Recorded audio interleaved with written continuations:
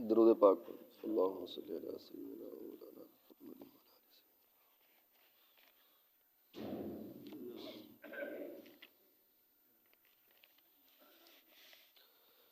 اعوذ باللہ من الشیطان الرجیم، بسم اللہ الرحمن الرحیم۔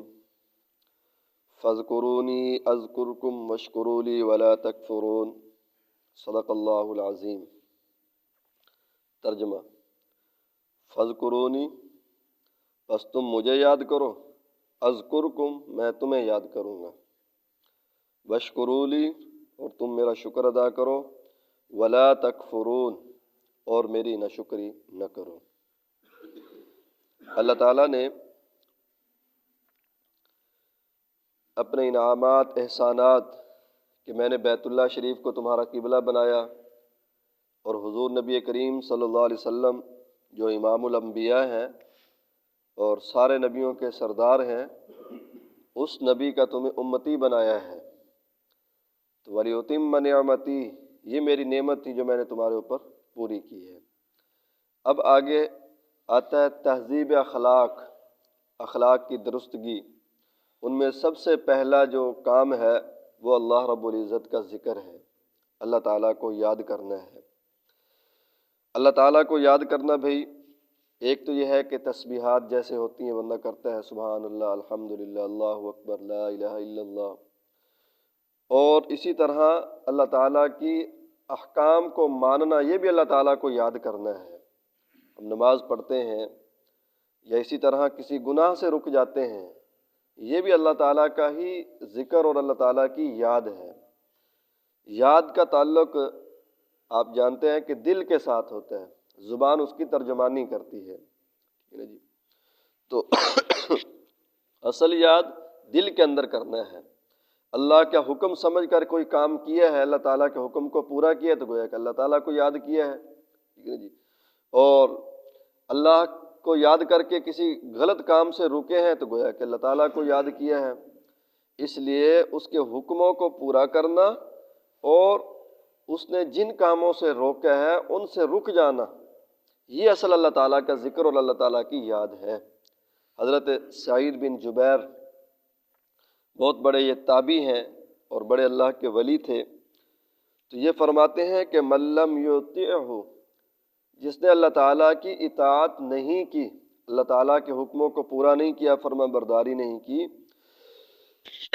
لم یذکر، اس نے اللہ کا ذکر بھی نہیں کیا، وَإِن کَثُرَ صَلَاتَهُ وَتَسْبِیحَهُ، اگرچہ وہ تسبیحات بہت زیادہ کرتا ہو۔ اصل چیز ہے اللہ رب العزت کے حکم کو پورا کرنا۔ بعض لوگ دیکھیں نماز نہیں پڑھتے، زکوٰۃ نہیں دیتے، حج بھی ان کے اوپر فرض ہوتا ہے، حج نہیں کرتے، اور جو ہے وہ تسبیحات کے لیے یوں جو ہے وہ سر مار رہے ہوتے ہیں، اونچی اونچی جو ہے وہ ذکر کے اندر لگے ہوتے ہیں، اور وہ اپنے آپ کو ولی اللہ بھی سمجھ رہے ہوتے ہیں۔ یہ شیطان نے ان کو دھوکے میں ڈالا ہوا ہے، ٹھیک ہے جی؟ تو انسان اللہ کا ولی بننے کے لیے سب سے پہلے، سب سے زیادہ ضروری یہ چیز ہے کہ اللہ کے فرائض کو پورا کرے اور حضور نبی کریم صلی اللہ علیہ وسلم کی سنتوں کو اپنائے، پھر جا کر۔ صرف تسبیحات گھمانے سے آدمی اللہ کا ولی نہیں بن جاتا۔ ہاں، دیکھنے والا کہہ دے گا کہ بھی بڑی تسبیح کردہ، بھی بڑا جڑا جی اسپیکر چلا کے بڑا ذکر کردہ جی، بڑا جڑا یہ اللہ اللہ کرتا ہے، جو ہے وہ طریقے نال آوازیں نکالتے ہیں۔ تو اللہ کو یاد کرنے کا طریقہ سب سے پہلے اور سب سے یہی ہے کہ اللہ کے حکموں کو پورا کیا جائے، نافرمانیوں سے بچا جائے۔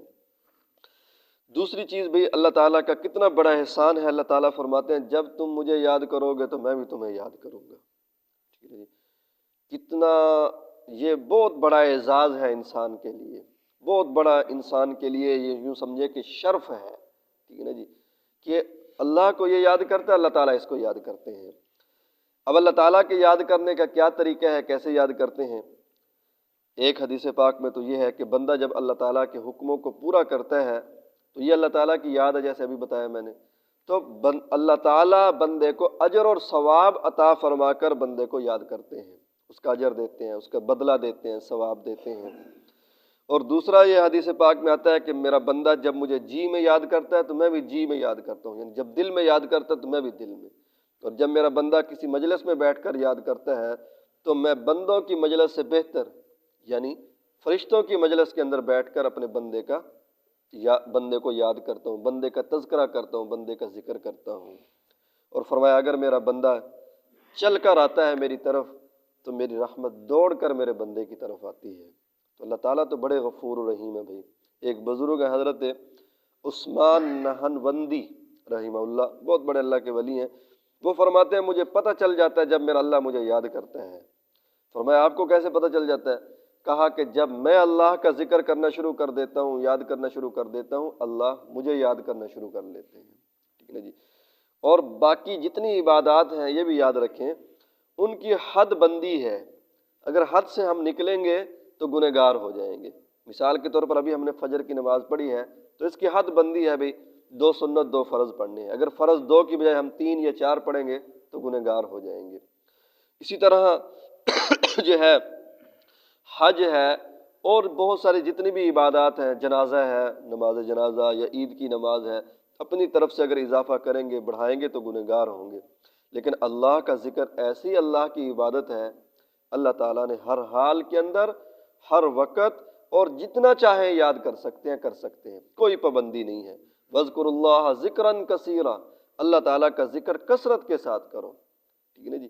کتنا کثرت کے ساتھ کرنا ہے؟ ایک حدیث پاک میں آتا ہے کہ تم اللہ کو اتنا یاد کرو کہ لوگ تمہیں پاگل کہنا شروع کر دیں کہ یہ تو پاگل ہے، اس کو تو دنیا کا پتہ ہی نہیں ہے، یہ تو ہر وقت اللہ کی جو ہے کرتا رہتا ہے۔ تو فرمایا پھر کیا ہوگا؟ لعلکم تفلحون، پھر تم فلاح پا جاؤ گے، کامیاب ہو جاؤ گے، کامیابی جو ہے تمہارے قدموں کو چومے گی جب تم اللہ تعالیٰ کا اس طرح ذکر کرو گے، یاد کرو گے۔ تو اس لیے بھی کوشش کرنی چاہیے۔ اور حدیث پاک میں مشہور حدیث ہے کہ افضل الذکر لا الہ الا اللہ، اور ایک حدیث میں افضل الذکر سبحان، اور جو کلمات ہیں ذکر کے، سبحان اللہ، الحمدللہ، لا الہ الا اللہ، اللہ اکبر، ٹھیک ہے نا جی۔ یہ کم از کم آدمی کو چاہیے کہ بھی ایک ایک تسبیح تو کر لیا کرے نا۔ اور ذکر کے لیے کوئی ضروری نہیں ہے کہ مسجد کے اندر آدمی بیٹھا ہو، ٹھیک ہے نا جی، یا مصلی جو ہے بچھایا ہوا ہو، اگر آپ چارپائی کے اوپر لیٹے ہوئے ہیں، کوئی کام کر رہے ہیں، ٹھیک ہے نا جی، اس وقت بھی اللہ اللہ کر سکتے ہیں، سبحان اللہ الحمدللہ کہہ سکتے ہیں، اللہ تعالیٰ کو یاد کر سکتے ہیں۔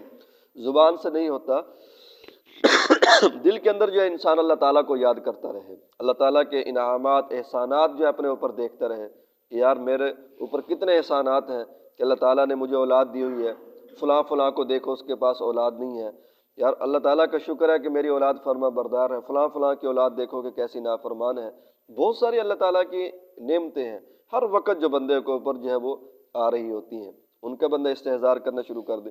اور قرآن پاک کی تلاوت کرنا بھائی یہ بھی اللہ کا ذکر ہے، بلکہ حضرت مجدد الافسانی رحمۃ اللہ علیہ کے نزدیک تو قرآن پاک کی تلاوت کرنا سب ذکروں سے زیادہ افضل ہے، یعنی تسبیحات سے زیادہ افضل قرآن پاک کی تلاوت ہے۔ اور حدیث پاک میں بھی آتا ہے کہ اللہ کے محبوب صلی اللہ علیہ وسلم نے فرمایا کہ جس کا ترجمہ یہ ہے کہ جس بندے کو قرآن پاک کی تلاوت مجھ سے دعا نہیں مانگنے دیتی، وہ قرآن پاک پڑھنے پڑھانے کے اندر مشغول ہے، مصروف ہے، وہ دعا نہیں مانگ سکتا، لمبی ذکر نہیں کر سکتا، تو میں اعطی افضل السائلین، میں مانگنے والوں سے زیادہ بہتر اس کو عطا کرتا ہوں، ٹھیک ہے نا جی۔ تو قرآن پاک کی تلاوت، قرآن پاک پڑھنا پڑھانا یہ بھی جو ہے بڑی فضیلت کی چیز ہے۔ وشکرولی، دوسرا حکم اللہ تعالیٰ نے فرمایا وشکرولی، میرا شکر ادا کرو، ٹھیک ہے نا جی۔ تو شکر کے بڑے آگے اللہ تعالیٰ نے فرمایا ہے لئن شکرتم لازیدنکم، اگر تم شکر کرو گے تو میں نعمتوں کو بڑھا دوں گا۔